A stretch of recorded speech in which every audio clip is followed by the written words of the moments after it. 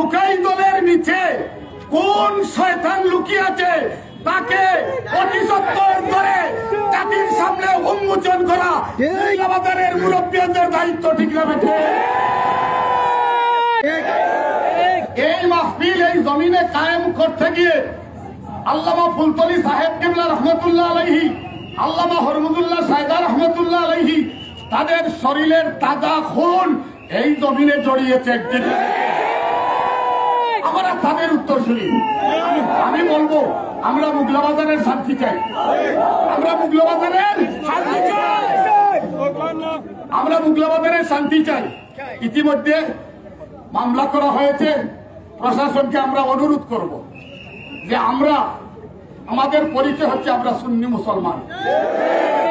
আপনারা জানেন, আপনারা সরকারে কাজ করছেন, সুন্নি মুসলমানরা কোনোদিন সংঘাতে যায় নাই।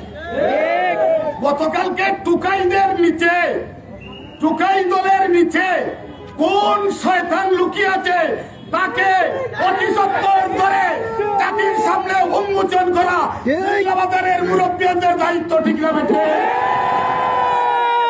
অন্যথায় আমি বলতে চাই, অন্যথায় এই শান্ত মুগলাবাজার অশান্তি যদি হয়ে যায় তখন মুরব্বীরা কুলকিনারাও পাবেন না।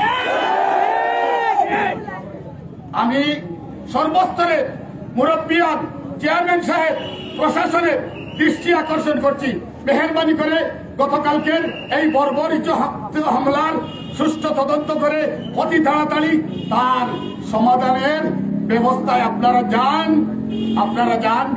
এইটাই আমার বক্তব্য। আজকের মিছিলকারী ভাইদের উদ্দেশ্যে আমি একটা কথা বলব, অতি আবেগী হবেন না কোনো কিছু।